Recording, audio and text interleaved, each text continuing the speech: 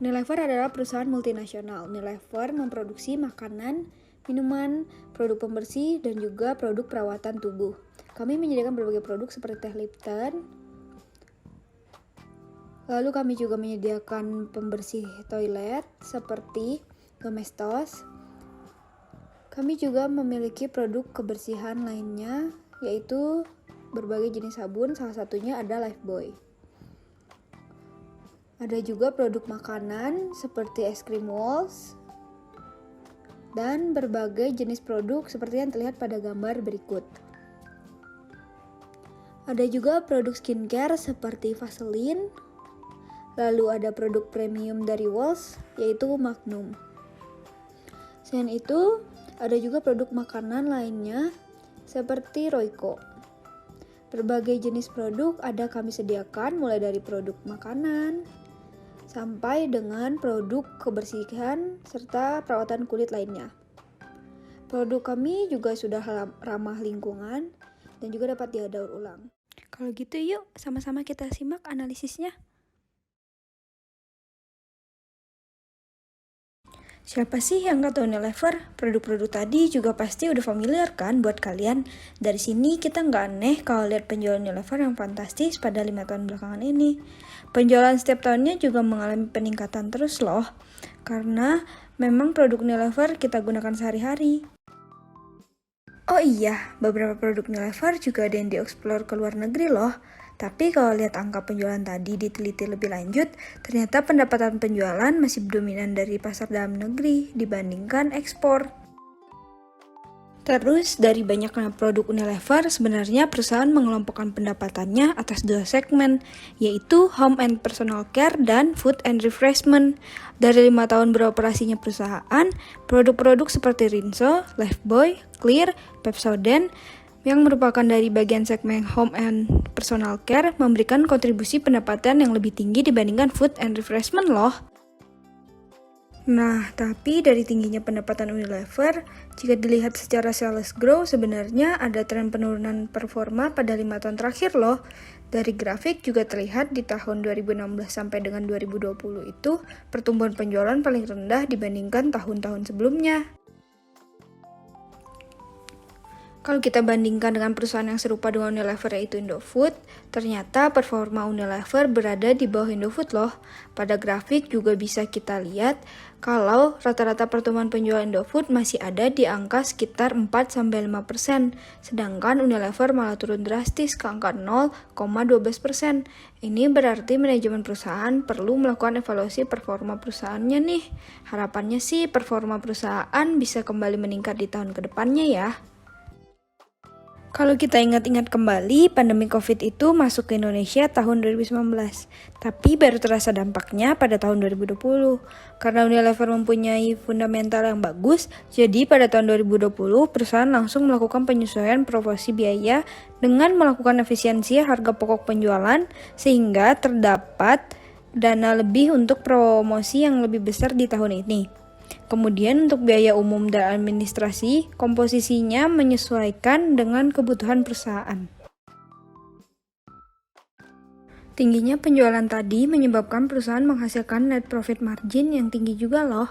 Titik tertinggi net profit margin yang pernah dicapai Unilever ada di tahun 2018 dengan angka 21,72%. Tingginya net profit margin di tahun ini tuh disebabkan karena perusahaan memasukkan pendapatan atas penjualan aset kategori spirit sebesar kurang lebih 2,8 triliun rupiah pada perhitungan laba operasi. Kemudian pada 2 tahun terakhir, penurunan performa Unilever juga terindikasi dari net profit margin yang turun ke 17,22% dan 16,66%. Tetapi penurunan tersebut bisa dikatakan masih baik. Nah, dari tingginya net profit margin tahun 2018, kami mencurigai adanya income smoothing untuk tahun tersebut. Kami mengindikasi hal ini karena pendapatan atas penjualan aset kategori spirit umumnya bukan merupakan bagian dari perhitungan laba operasi perusahaan.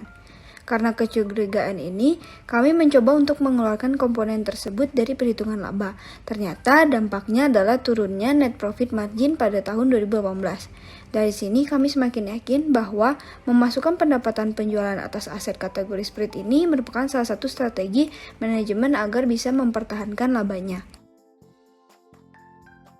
Sekarang kita mau menilai tingkat pengembalian dari aktivitas operasi di atas. Selama 5 tahun, rata-rata ROA sebesar 39,91%.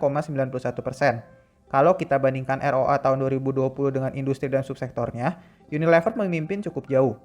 Kemudian, untuk rata-rata ROCE Unilever sebesar 135,5%.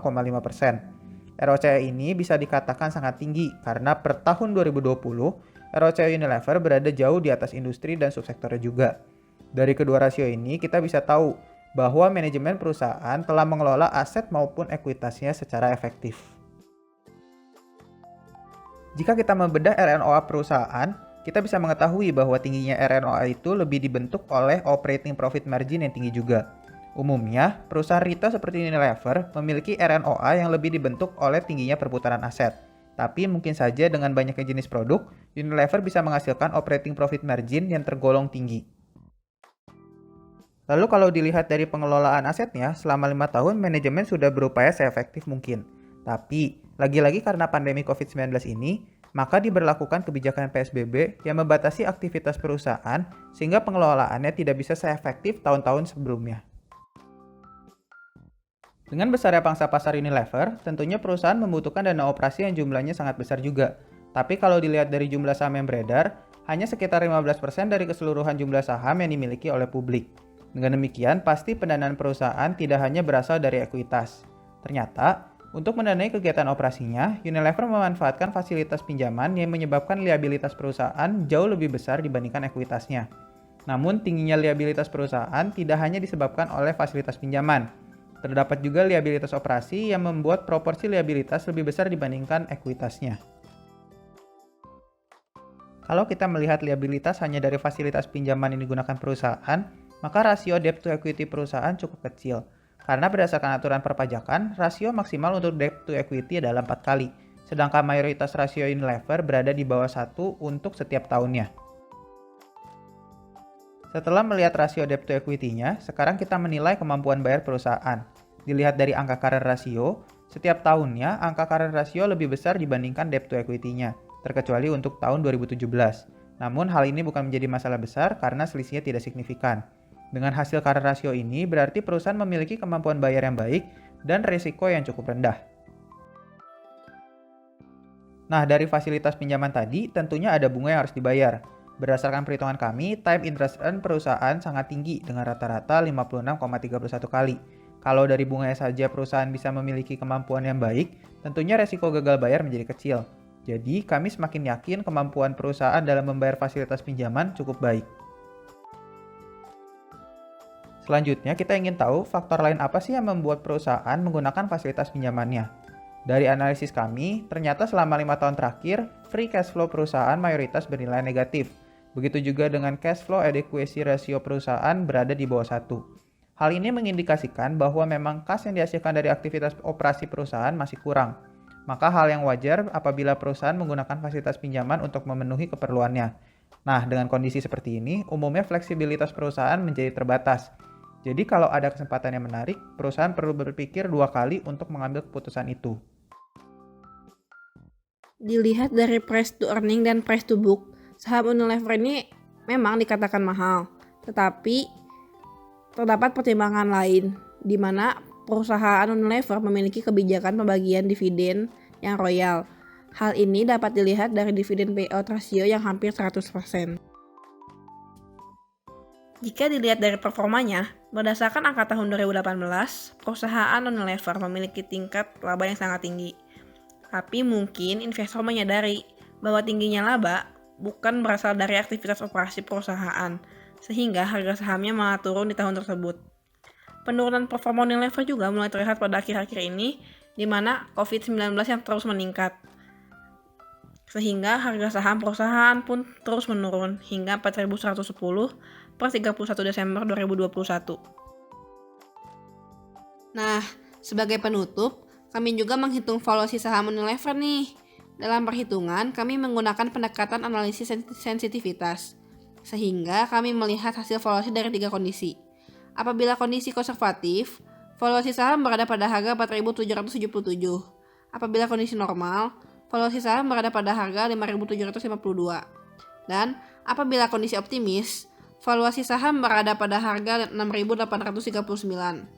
Maka dari itu, untuk pembandingnya kami menggunakan harga saham per 24 Januari 2022 di harga 4.080. Tetapi, mengingat adanya varian baru dari COVID-19, yaitu varian Omicron, dan penurunan performa perusahaan, maka kami lebih menyarankan untuk menggunakan kondisi konservatif sebagai dasar acuan. Nah, memang harga saham saat ini lebih murah dari valuasinya. Umumnya kondisi ini disimpulkan bahwa harga saham memang murah. Tetapi, pada tahun 2021, di mana varian Delta meningkatkan kasus aktif COVID di Indonesia, harga saham Unilever sempat terpuruk di harga Rp3.800. Jadi, dengan pertimbangan ini, kami merekomendasikan untuk menunda pembelian saham Unilever, karena apabila terjadi pelonjakan kasus aktif varian Omicron, ada kemungkinan harga saham akan turun ke sekitar 3.800 sampai 3.900 seperti tahun 2021.